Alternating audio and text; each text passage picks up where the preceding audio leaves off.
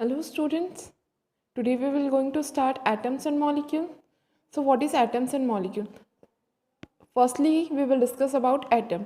तो around 500 BC first atom के बारे में बताया था महर्षि कन्नड ने. किसने बताया था? महर्षि कन्नड ने बताया था. ठीक है, उन्होंने कहा था कि कोई भी मैटर रहता है, कोई भी मैटर है ना, you know what is matter. Matter is anything that has mass and occupy space. ठीक है, तो कोई भी मैटर को अगर हम डिवाइड करते जाएं, ठीक है, स्मॉलर स्मॉलर पार्टिकल्स में अगर डिवाइड करते जाए तो एक ऐसी स्टेज आ जाएगी जहाँ पे उस पार्टिकल का डिवीजन होना इम्पॉसिबल हो जाएगा, मतलब वो डिवाइड होना बंद हो जाएगा. ठीक है, उसे इन्होंने क्या नाम दिया था? पदार्थ. हिंदी में क्या बोलते हैं? पदार्थ. ठीक है, उसके बाद इसी को डेमोक्रिटस ने कहा था एटोमियो. क्या कहा था? कि अगर कोई भी मैटर है हम उसको कंटिन्यूसली डिवाइड करते जाते थे, एक ऐसी स्टेज आ जाती है जहाँ पे वो डिवाइड होना बंद हो जाता है. ओके, और उसने उसको नाम दिया था एटोमियो. क्या नाम दिया था? एटोमियो. जिसमें एट का मतलब होता है अन और टोमियो का मतलब होता है कटेबल. अनकटेबल मतलब अनडिविजिबल. ओके, तो इन्होंने कहा था कि अगर किसी भी मैटर को हम डिवाइड करते जाए तो एक ऐसी स्टेज आ जाएगी जहाँ पे वो डिवाइड होना बंद हो जाएगा. उसके बाद में एक डेल्टन आया, डेल्टन है ना, डेल्टन ने थ्योरी दी थी, डेल्टन एटॉमिक थ्योरी. उसने सबसे पहले एटम के बारे में एक थ्योरी प्रोवाइड की थी. ठीक है, उसने इसको नाम एटोमियो या पदार्थ को क्या नाम दिया था? एटम. ओके, इसके बारे में अब हम डिस्कस करेंगे, लेकिन उससे पहले हम देख लेते लॉ ऑफ केमिकल कॉम्बिनेशन. तो है ना, दो लॉस है. सबसे पहला जो लॉ है वो है law of conservation of mass. ठीक है, ये क्या कहता है कि matter can neither be created nor can be destroy, it can only change from one form to another. Law of conservation of mass का कहना है कि मैटर को ना तो क्रिएट किया जा सकता है ना ही डिस्ट्रॉय किया जा सकता है, वो एक फॉर्म से दूसरे फॉर्म में चेंज हो सकता है. अगर आपने ए प्लस बी लिया है, ठीक है, ये रिएक्टेंट लिया और ए बी प्रोडक्ट बनाया, तो इसका जितना मास होगा, इन दोनों का मास जो होगा वही मास यहाँ पे भी होगा. ठीक है, see law of conservation of mass state that mass can neither be created nor can be destroyed in a chemical reaction. किसी भी केमिकल रिएक्शन में मास को ना तो क्रिएट किया जा सकता ना ही डिस्ट्रॉय किया जा सकता है. ठीक है, next is law of conservation, law of constant proportion. तो लॉ ऑफ कांस्टेंट प्रोपोर्शन क्या है कि in a chemical substance elements are always present in definite proportion by mass. मतलब कोई भी केमिकल सब्सटेंस है उसमें जो भी एलिमेंट्स रहेंगे वो हमेशा उनका जो मास रहेगा वो डेफिनेट प्रोपोर्शन में ही प्रेजेंट रहेगा. फॉर एग्जाम्पल अगर वाटर, हम वाटर लें, वाटर का फॉर्मूला क्या होता है? H2O. ठीक है, अगर हम इसका एटॉमिक मास अगर देखें, हाइड्रोजन का एटॉमिक मास 1 होता है, दो मॉलिक्यूल है, 1 × 2 2. ठीक है, और ऑक्सीजन का कितना एटॉमिक मास होता है? 16. तो अगर हम इसका सिंपलेस्ट रेशियो निकालें तो 1:8. ठीक है, तो अगर आप वाटर का कहीं से भी ले लो, वाटर का मॉलिक्यूल कहीं से भी ले लो, चाहे रेन वाटर लो या टैप वाटर लो, उसमें वाटर में जो हाइड्रोजन और ऑक्सीजन का जो रेशियो रहेगा वो 1:8 ही रहेगा, कहीं पे भी वाटर का सोर्स कोई भी हो. ठीक है, तो क्या कहना है इसका कि किसी भी केमिकल सब्सटेंस में एलिमेंट जो रहते हैं हमेशा क्या डेफिनेट प्रोपोर्शन में प्रेजेंट रहते हैं, उनका मास जो रहता है हमेशा डेफिनेट प्रोपोर्शन में ही रहता है. जैसे वाटर मॉलिक्यूल का हमेशा 1:8 में ही रहेगा. ओके, तो लॉ ऑफ कांस्टेंट प्रोपोर्शन का क्या कहना है? A chemical substance, in a chemical substance the element are always present in a definite proportion by mass. After that Dalton's atomic theory. ठीक है, इसने कहा था कि चाहे कोई भी मैटर हो, एलिमेंट हो या कंपाउंड हो या फिर मिक्सचर हो, ठीक है, वो एक स्मॉल पार्टिकल से मिलकर बना हुआ है जिसे हम क्या कहते हैं? एटम कहते हैं. ठीक है, इसने कहा था all matter is made up of very tiny particles called atom. हर एक मैटर जो है वो बहुत स्मॉल टाइनी पार्टिकल से मिलकर बना है जिसे हम क्या कहते हैं? एटम्स कहते हैं. Atoms are indivisible particle. Atoms indivisible है, उनको हम डिवाइड नहीं कर सकते. They can not be created not destroyed in a chemical reaction. उनको ना तो क्रिएट कर सकते ना ही डिस्ट्रॉय कर सकते किसी भी केमिकल रिएक्शन में. Okay, atoms of given element are identical in mass and chemical properties. अगर एक ही एलिमेंट के एटम्स होंगे, है ना, तो उनकी प्रॉपर्टीज, मास सब सेम रहेंगे. ठीक है, लेकिन अगर डिफरेंट एलिमेंट्स होंगे तो उन डिफरेंट एलिमेंट के एटम की प्रॉपर्टीज, मास भी क्या रहेंगे? डिफरेंट रहेंगे. ठीक है, atoms combine in the ratio of small whole number to form compound. Compound बनाने के लिए क्या होते हैं? एटम्स का यूज़ होता है. तो वो एटम्स जो होते हैं स्मॉल होल नंबर रेशियो में कंबाइन होते हैं. ओके, तो ये क्या थे? Dalton's atomic theory. The relative number and kinds of atom are constant in a given compound. Given compound में हमेशा एटम्स का एटम्स के जो काइंड ऑफ एटम्स जो रहेंगे वो हमेशा क्या रहेंगे? सेम रहेंगे. नंबर और काइंड उनका क्या रहेगा? सेम रहेगा. Next what is an atom. तो एटम क्या है, जैसे कि हमारी बॉडी की अगर हम बात करें तो हमारे बॉडी की जो फंडामेंटल यूनिट है ना, फंडामेंटल यूनिट क्या है, सेल है। सेल से क्या बनते हैं, टिश्यूज़ बनते हैं, टिश्यूज से ऑर्गन, फिर ऑर्गन से ऑर्गन सिस्टम। ठीक है, एक बिल्डिंग देखें तो उस बिल्डिंग की जो बेसिक यूनिट क्या है, उसके वो सैंड है ना, सैंड रेत के छोटे छोटे से टुकड़े, उन्हीं से मिलकर वो बिल्डिंग बनी हुई है। ठीक है, तो वैसे ही किसी भी मैटर की जो स्मॉलेस्ट यूनिट होती है वो क्या होता है, एटम।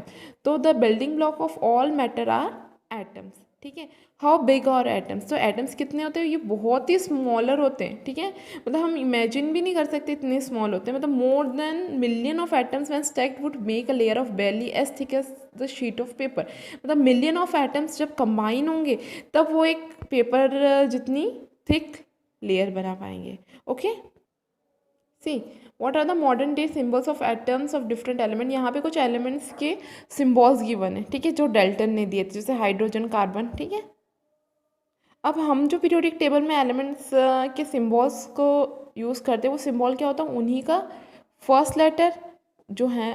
ठीक है, उन्हीं का फर्स्ट लेटर या उसी एलिमेंट, उस एलिमेंट के नेम में जो लेटर्स प्रेजेंट है उन्हीं से मिलकर जो है वो सिंबल बनाए गए हैं। जैसे हाइड्रोजन का H है, कार्बन का C है, ऑक्सीजन का O है, फॉस्फोरस का P है, सल्फर का S है, आयरन का Fe है। ओके, कॉपर का CO है। फर्स्ट और सेकेंड लेटर हम यूज़ करते हैं या उसमें ही आने वाला कोई लेटर मोस्टली यूज़ करते हैं।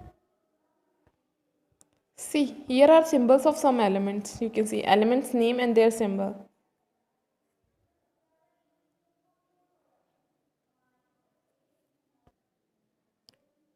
Next, what is atomic mass? अगर हम एटॉमिक मास की बात करते हैं तो one atomic mass unit is a mass unit equal to exactly 1/12 the mass of one atom of carbon 12। है ना, कार्बन 12 की एक एटम के 1/12 मास के बराबर क्या होती है, एक एटॉमिक मास यूनिट होती है। ठीक है, here atomic masses of few elements are given. Okay, so this atomic mass are exactly equal to the 1/12 mass of one atom of carbon 12. Okay, each and every element's atomic mass is equal to the exactly 1/12 mass of an atom of a carbon 12. Okay, next, what is molecule? So a molecule is in general a group of two or more atoms that are chemically bonded together. जब ये एक से ज़्यादा है ना group, मतलब दो या दो से ज़्यादा ग्रुप ऑफ एटम्स जब कंबाइन होते हैं तो क्या बनाते हैं, मॉलिक्यूल फॉर्म करते हैं। एटम्स ऑफ सेम एलिमेंट और different elements can join together to form molecule. Same element के एटम्स भी कंबाइन हो सकते हैं और डिफरेंट एलिमेंट के एटम्स भी कंबाइन होकर मॉलिक्यूल बना सकते हैं। फॉर एग्जांपल, अगर ऑक्सीजन कंबाइन होंगे तो O2 मॉलिक्यूल बनाएंगे, नाइट्रोजन कंबाइन होंगे तो N2 मॉलिक्यूल बनाएंगे। ठीक है, ये सेम एलिमेंट के एटम्स हैं। ठीक है, जैसे H2O, ये डिफरेंट एलिमेंट्स के एटम्स हैं। Next is molecule of element. Molecule of an element are constitute by same type of atom. Same type of atom से के जो कंबाइन होकर, सेम टाइप ऑफ एटम्स जब कंबाइन होकर कोई मॉलिक्यूल फॉर्म करते हैं तो वो मॉलिक्यूल्स ऑफ एलिमेंट कहलाते हैं। For example, molecule of oxygen consist of 2 atoms of oxygen. जैसे कि मैंने अभी बताया था कि O2, इसमें 2 ऑक्सीजन के एटम्स प्रेजेंट है। ठीक है, और ये क्योंकि इसमें 2 प्रेजेंट है तो इसी इसको क्या कहेंगे, डाई एटॉमिक मॉलिक्यूल। ठीक है, क्योंकि इसमें 2 एटम्स प्रेजेंट है। वहीं अगर 3 एटम्स ऑफ ऑक्सीजन अगर प्रेजेंट रहेंगे, जैसे कि ओजोन में होता है O3। ठीक है, तो ये क्या कहलाएगा, ट्राई एटॉमिक मॉलिक्यूल। ठीक है, तो जितने नंबर ऑफ एटम्स किसी में प्रेजेंट रहते हैं मॉलिक्यूल में, वो उसकी क्या कहलाती है, एटॉमिसिटी कहलाती है। ठीक है, तो यहाँ पे कुछ एलिमेंट्स की एटॉमिसिटी गिवन है।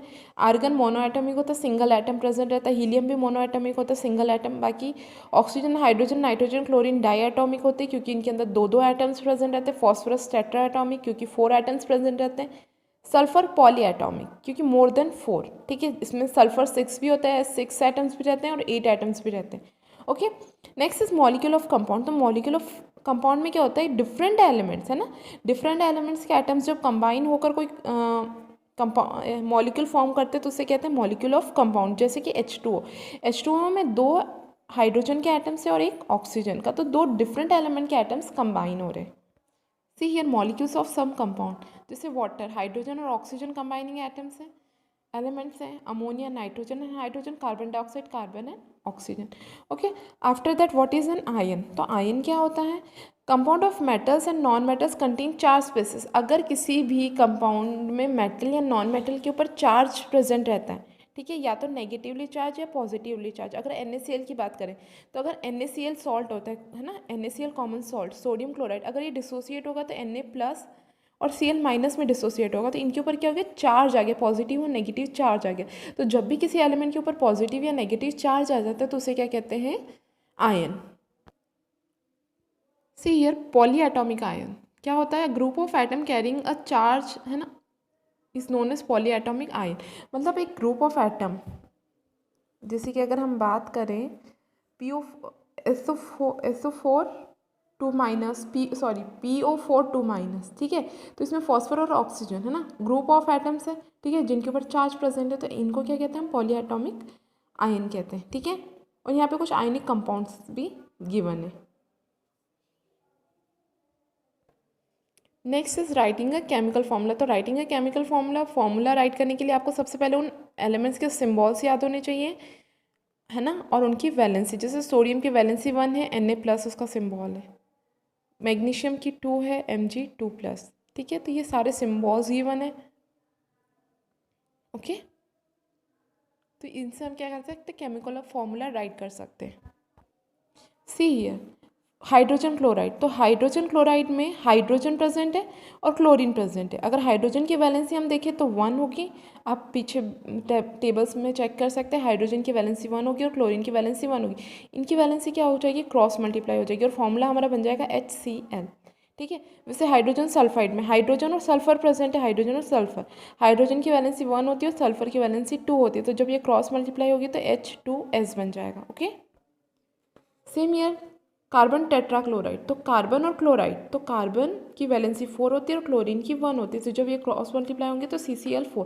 तो इस तरीके से आपके केमिकल फॉर्मूला फॉर्म कर सकते हो।